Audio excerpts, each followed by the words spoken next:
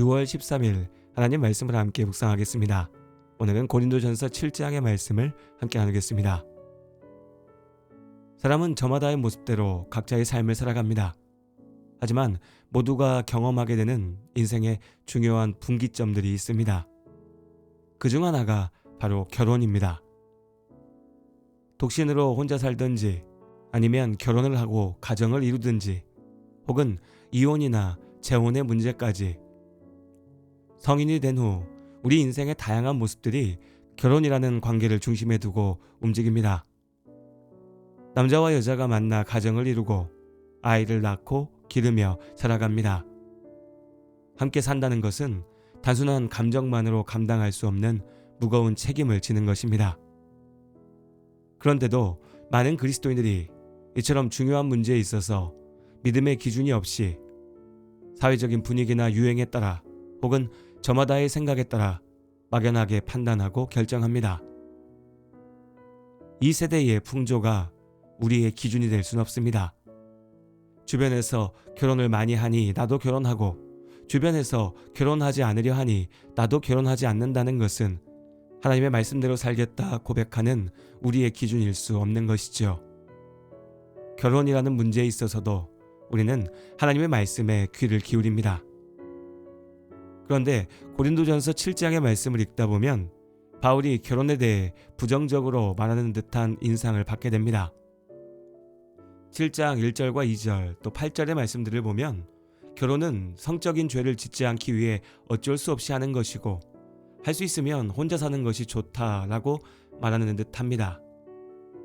실제로 이러한 구절들에 대한 해석이 가톨릭 교회의 성직자 독신주의나 금욕주의적 신앙관으로 이어지기도 합니다. 그렇다면 바울은 요즘으로 치면 비혼주의자였을까요? 하지만 성경 전체를 보면 하나님께서는 사람이 혼자 있는 것이 좋지 않다라고 분명히 말씀하셨습니다. 그런데 바울은 왜 결혼에 대해 부정적인 뉘앙스로 권면하고 있을까요? 바울이 이처럼 결혼에 대해 신중하고 어쩌면 부정적이라 할 만한 태도를 보였던 것은 그가 스스로 마지막 때를 살아가고 있음을 분명히 인식했기 때문입니다. 바울은 우리가 영원을 사는 것처럼 착각하지 말고 이 세상이 잠시 지나가는 것임을 기억하라고 강조합니다. 오늘 밤 주님이 오신다면 세상에서 누리는 모든 것, 심지어 결혼과 가정의 문제도 그 영원한 가치 앞에서는 부차적인 것이 됩니다. 바울은 오늘만 산다라는 각오로 오직 하나님을 바라보았습니다. 하지만 그렇다고 바울이 극단적이거나 시한부 종말론에 빠졌던 것은 아닙니다.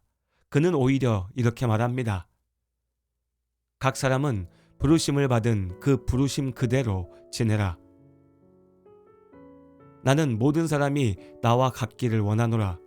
그러나 각각 하나님께 받은 자기의 은사가 있으니 이 사람은 이러하고 저 사람은 저러하니라. 즉 독신으로 살든지 결혼을 하여 가정을 이루든지 그것은 절대적인 선악의 문제가 아니라 하나님께서 주신 은사의 문제입니다. 하나님께서 주신 은사와 부르심에 따라 각자 자기 자리에서 하나님의 뜻을 따라 살아가야 한다는 것입니다. 결혼은 해야 할까요? 네, 하나님께서는 결혼이 하나님의 축복임을 분명히 말씀하셨고 그것이 하나님의 창조의 질서 가운데 있음을 선포하셨습니다. 하지만 동시에 모두가 반드시 결혼해야만 하는 것은 아니라고 말합니다. 결혼을 하지 않고 하나님 나라를 위해 헌신하는 삶도 복될 수 있습니다. 다만 최근에 비혼주의자나 또 결혼은 하지만 아이는 갖지 않겠다는 생각처럼 자기중심적 이유 때문이 아니라 하나님께서 주신 은사와 부르심에 따라 모든 결정이 이루어져야 할 것입니다. 이미 결혼한 이들에게는 결혼 생활을 소중히 지키라고 권면합니다. 믿음 없는 배우자와의 결혼도 가능한 사랑으로 인내하며 그를 하나님께 인도하는 것이 하나님의 뜻일 수 있습니다. 함께 믿음 안에 결혼했다면 하나님 앞에서 맺은 그 약속을 무엇보다 소중히 지켜야 합니다. 홀로 있는 이들에게도 결혼을 앞둔 이들에게도 바울은 지금 내가 서 있는 자리에서 하나님께서 주신 은사와 부르심을 따라 살아가라 라고 권면합니다. 그저 잠시의 내 기분, 내 감정과 내 판단에 따라 불평하거나 도망치려만 하지 말고 그 자리에서 빛과 소금이 되라고 권면하는 것입니다. 무엇보다도 중요한 것은 하나님께서 우리를 홀로 던져주시지 않았다는 것입니다. 결혼도 독신도 모두가 하나님 나라를 함께 바라보는 신앙의 여정입니다. 특히 부부의 관계에서 내 몸은 나만의 것이 아니고 남편은 아내에게, 아내는 남편에게 서로 속해 있습니다. 그리고 그 부부가 한 몸이 되어 하나님 앞에 속해 있죠. 부부간의 사랑의 관계를 통해 하나님과의 관계를 기억하고 가정도 교회도 모두 하나님 나라를 위해 주신 축복의 선물임을 잊지 말아야 합니다. 사랑하는 여러분, 지금 내가 선 자리, 내가 맺은 관계, 내가 받은 은사와 부르심을 소중히 여기시기 바랍니다. 결혼이든 독신이든 이혼이든 재혼이든 우리의 삶의 모든 모습은 하나님의 영광을 위해 존재합니다. 불평하거나 원망하기 전에 내가 선 이 자리에서 빛과 소금이 되기 위해 애써야 합니다. 무엇보다도 함께 하나님 나라를 바라보며 주님이 주신 삶의 자리에서 하나님의 영광을 위해 살아가는 우리의 가정이 또 우리의 교회가 될 수 있기를 바랍니다. 주 안에 우린 하나, 모습은 달라도 예수님 한 분만 바라네. 사랑과 선행으로 서로를 격려해 따스함으로 보듬어가리.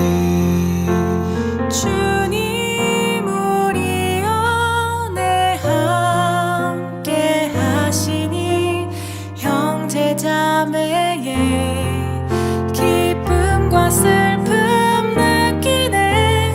내 안에 있는 주님 모습 보내 그분 기뻐하시네.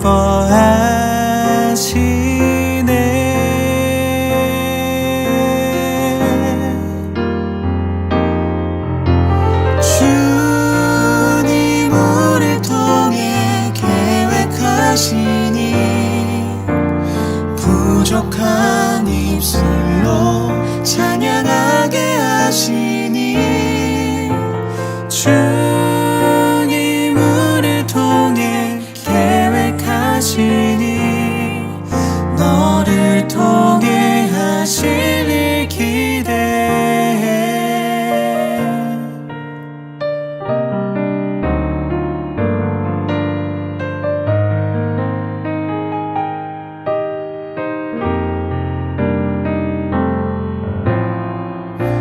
주 안에 우린 하나, 모습은 달라도 예수님 한 분만 바라네.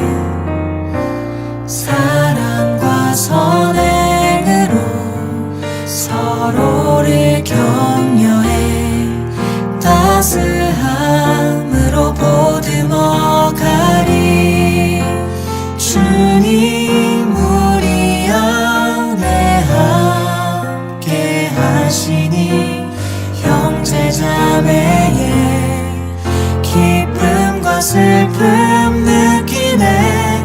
내 안에 있는 주님 모습 보내 그분 기뻐하시네.